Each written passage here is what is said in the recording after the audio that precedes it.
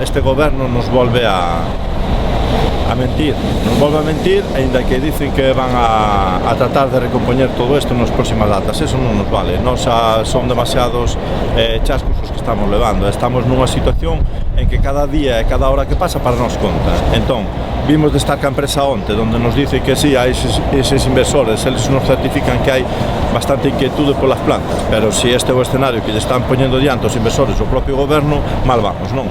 Entón, a non nos vale xa todo isto, xa estamos moi cansos de que se nos minta a cara.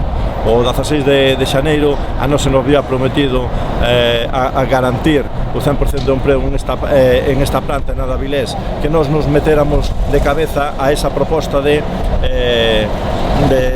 deste tempo para buscar un inversor, para buscar unha salida na produción de aluminio primario. Confiamos no goberno ao 100%. Se nos falta a verdade aí, se nos dice que xa non poden facer eso, aí foi un chasco tremendo para nós e desde logo unha decepción terrible.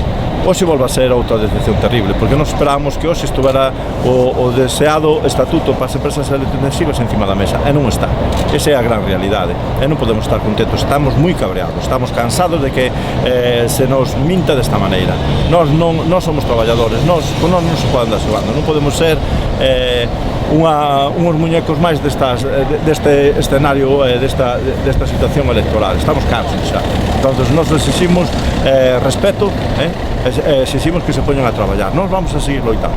Que a nadie dude de que por nós non vai a quedar que esta planta vai a seguir continuando fabricando aluminio primario. Vai a seguir. Pero, desde logo, os políticos van a ter que poñerse a nosa altura. Estamos moi cansos xa de tanta atrapallada, de tantas promesas incumplidas. Non necesitamos máis compromisos, xa dixen pola mañá. Necesitamos feitos. Entonces, estamos moi cabreados e, desde logo, nós non vamos a permitir que isto pase. O goberno ten que cumprir as promesas feitas ás miñas compañeras e compañeros. Nós, desde logo, non vamos a permitir esta situación máis.